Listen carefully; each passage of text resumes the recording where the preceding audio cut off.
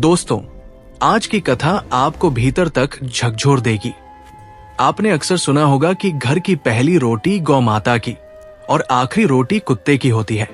लेकिन क्या आपने कभी सोचा है कि एक कुत्ते को रोटी खिलाने से वास्तव में क्या फल मिलता है? क्या ये केवल परंपरा है या इसके पीछे कोई गहरा आध्यात्मिक रहस्य छिपा है? कहानी शुरू होती है कैलाश पर्वत से। भगवान शिव गहन ध्यान में लीन थे। तभी माता पार्वती उनके समीप आती है और विनम्र स्वर में पूछती है, हे स्वामी, मेरे मन में एक प्रश्न उठ रहा है, कृपया उसका समाधान कीजिए। मनुष्य यदि कुत्ते को एक टुकड़ा रोटी खिलाता है तो उसे कौन सा फल प्राप्त होता है? भगवान शिव मंद मुस्कान के साथ कहते हैं, हे देवी, यदि मनुष्य कुत्ते को रोटी खिलाने के 8 लाभ जान ले तो उसका जीवन कभी दुखों से भरा नहीं रहेगा। ये कहकर भगवान शिव एक कथा सुनाना प्रारंभ करते हैं। एक गांव में एक काले रंग का कुत्ता रहता था। वो अत्यंत लाचार और भूखा था। घर घर भटकता, पर कोई उसे रोटी का टुकड़ा भी नहीं देता। लोग उसे दुत्कार देते, लाठी दिखाकर भगा देते। भूख से व्याकुल वो एक दिन गांव के बाहर नदी किनारे एक ऋषि के आश्रम पहुंच गया। वो विनम्रता से बोला, हे मुनिवर, आप ज्ञानी प्रतीत होते हैं। मैं भूखा हूं, कृपा कर एक टुकड़ा रोटी दे दीजिए।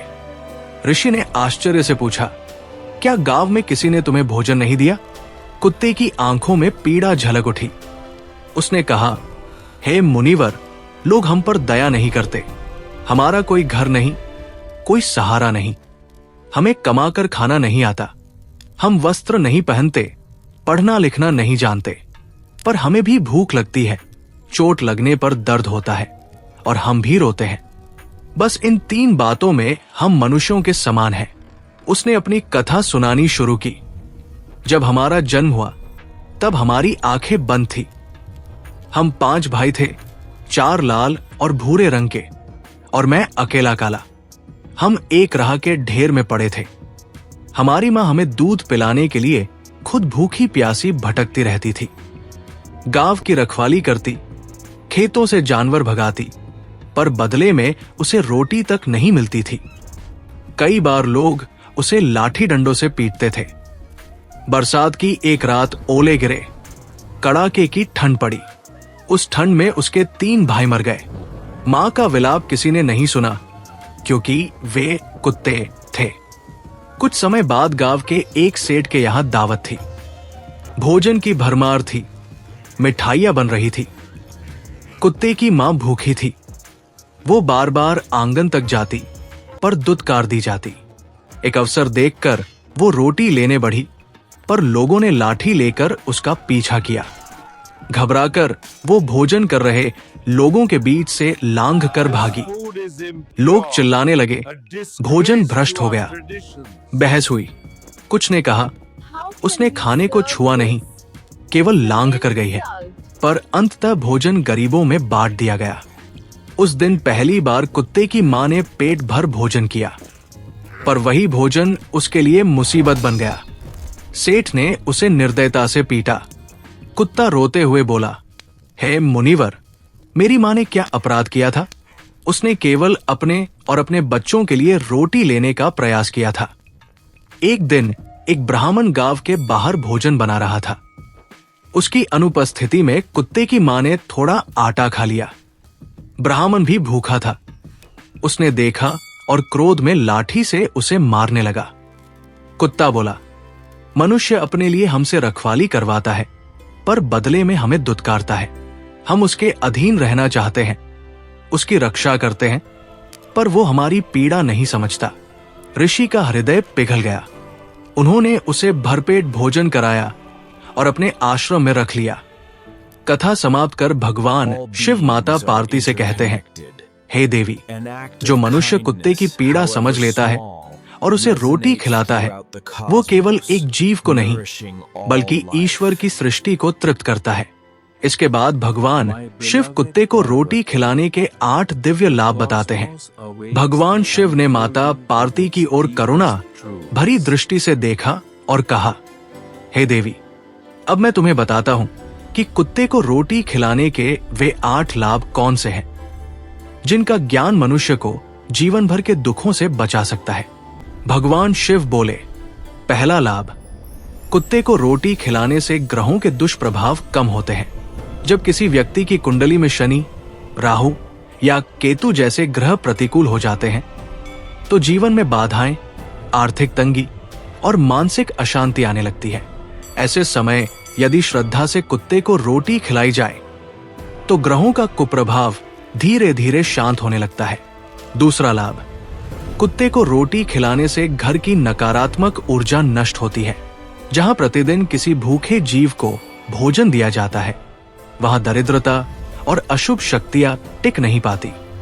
घर में शांति और सौहार्द बढ़ता है।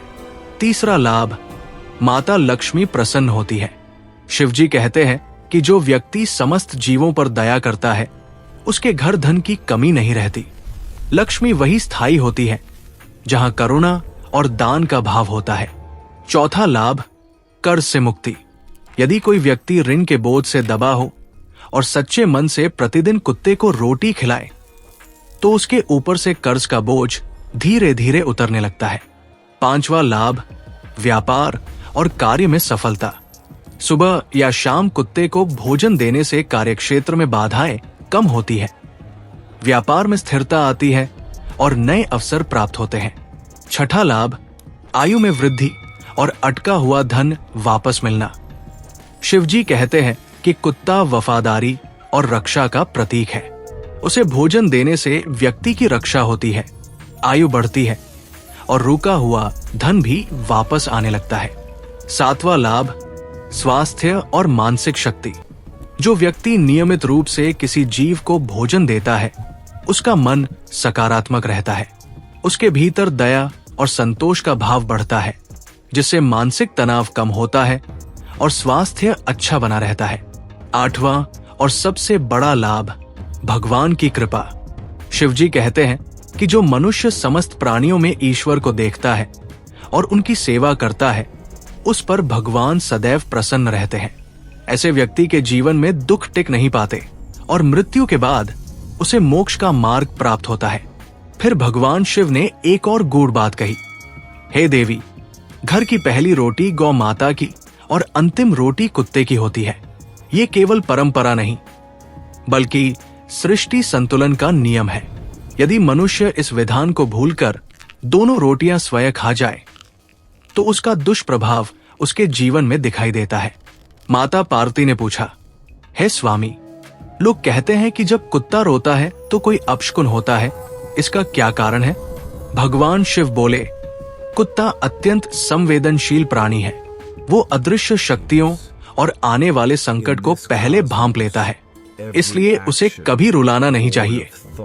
जो जीवों को कष्ट देता है वो अपने ही जीवन में दुख को बुलाता है।